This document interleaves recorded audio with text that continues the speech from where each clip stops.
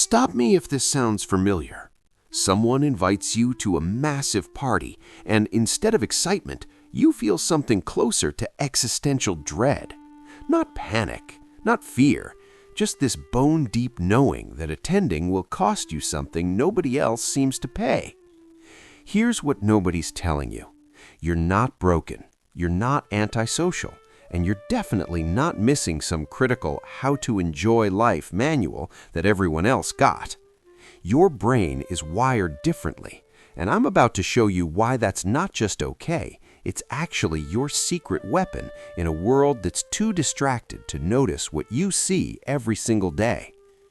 By the end of this video, you'll understand the 5 psychological reasons why crowds drain you, why your nervous system operates on a completely different frequency, and why the thing society calls your weakness is actually evidence of a mind most people will never fully comprehend. Let's dive in. Picture walking into a crowded restaurant. Within seconds, your friend is laughing, ordering drinks, completely absorbed in the vibe. Meanwhile, you've already cataloged 17 things.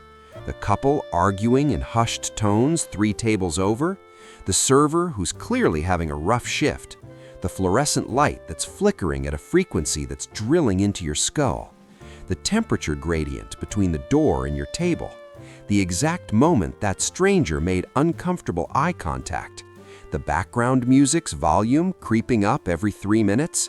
Your friend? They noticed none of it. They're just having fun. Here's what's actually happening. Your brain doesn't have a spam filter. While most people's nervous systems automatically delete 90% of sensory input, yours is recording everything in 4K with director's commentary. Scientists call this sensory processing sensitivity, and it affects roughly 15 to 20% of the population. 1 in 5 people walk through life with their awareness dial permanently turned to maximum. But here's what makes this fascinating. This isn't a bug, it's a feature that kept humans alive for millennia. Think about it. 10,000 years ago, while the extroverts were socializing around the campfire, your ancestors were the ones who heard the predator approaching from a mile away, who noticed the poisonous plant, who sensed danger in the subtle shift of wind or the unusual silence of birds. You descend from the people who survived precisely because they noticed everything. Your nervous system isn't broken. It's just operating at a level of awareness that modern society, with its open floor plans, constant notifications, and the more the merrier mentality, wasn't designed to accommodate. The exhaustion you feel in crowds? That's not social anxiety. That's your brain trying to process the informational equivalent of drinking from a fire hose while everyone else sips from a straw. Let's clear something up right now. You don't hate people. You hate the theater. Walk into any crowded space, and what do you see? Masks everywhere. The "I'm totally fine" mask. The "I'm having the time of my life" mask. The "I'm definitely listening to you" mask, worn by someone whose eyes are scanning for someone more interesting. And you see through every single one. It's not judgment, it's pattern recognition. Your brain automatically processes micro-expressions, tonal shifts, body language contradictions. You're reading the real conversation happening beneath the words, whether you want to or not. Psychologists call this high perceptual sensitivity, but what it really means is this: you're a human lie detector who never applied for the position. A Cambridge study found something remarkable. People who prefer solitude consistently score higher in emotional intelligence than their crowd-loving counterparts. Read that again: higher emotional intelligence. You're not socially inept, you're socially sophisticated. You're just refusing to participate in the collective delusion that small talk equals connection. Here's the thing nobody tells you. Your brain experiences small talk the way a professional chef experiences eating cardboard. Sure, you can do it, you're capable, but at what cost? Your nervous system craves substance, depth, real connection. The kind of conversation that happens at 2 a.m. when someone finally drops the performance and shows you who they actually are. You'd rather have one honest conversation than attend 50 networking events where everyone's performing their highlight reel. And honestly, that's not a flaw, that's integrity. Here's where neuroscience gets wild. Your brain literally operates on a different reward system. When extroverts walk into a party, their brain releases dopamine, the reward chemical, like confetti at a parade. Lights, music, people, dopamine explosion. Your brain's response? Cricket sounds. But here's what's actually happening. Your nervous system runs primarily on acetylcholine, a completely different neurotransmitter that rewards introspection, deep focus, and complex thinking. It's not that you don't experience reward from social interaction.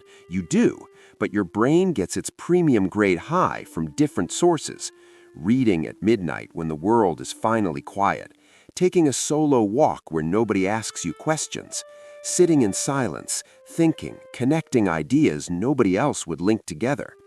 While extroverts need external stimulation to feel alive, you need internal space to access your full operating system. Neuroscientists have discovered that introverted brains have thicker gray matter in the prefrontal cortex, the region responsible for complex thinking, planning, and abstract reasoning. So when you are doing nothing, your brain is actually doing everything: processing, connecting, creating, building frameworks, and solving problems in the background while everyone else mistakes your silence for absence. You're not wasting time, you're composing symphonies in your head while everyone else is listening to elevator music. That's not weird, that's evolutionary brilliance. Ever walk into a room and immediately know something's wrong, even though everyone's smiling? That's because your brain has what psychologists call mirror neurons on overdrive. You don't just absorb emotions, you download them.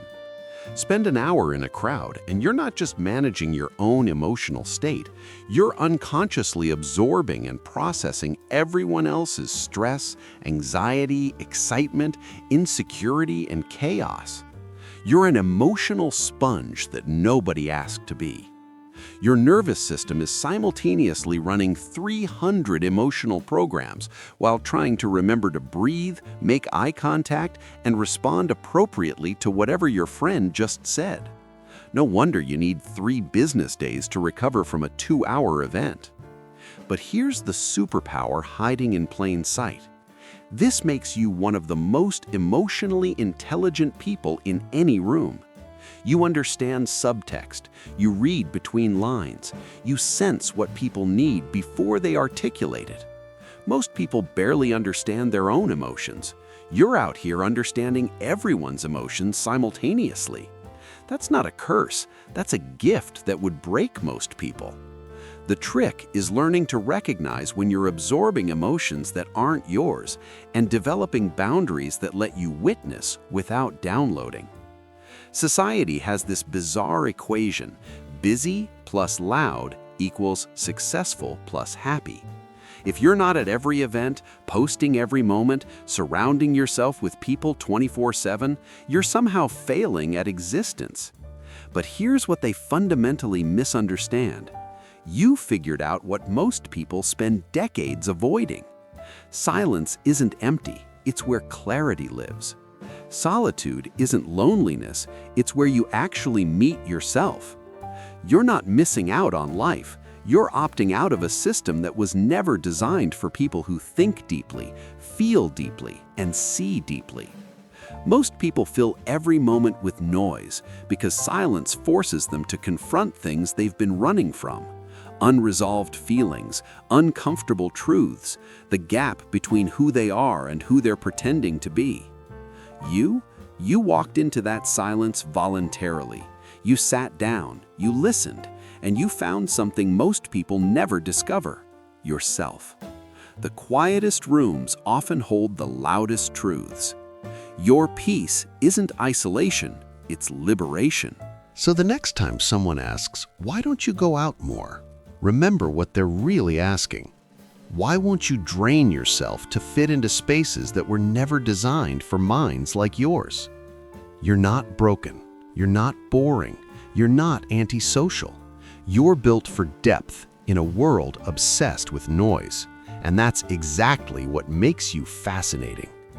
Your sensitivity isn't weakness, it's the foundation of genius. Your need for solitude isn't antisocial, it's where your power source lives.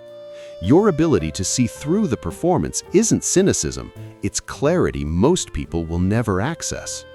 The world doesn't need more people who can tolerate crowds, it needs more people who can tolerate truth. And that's you.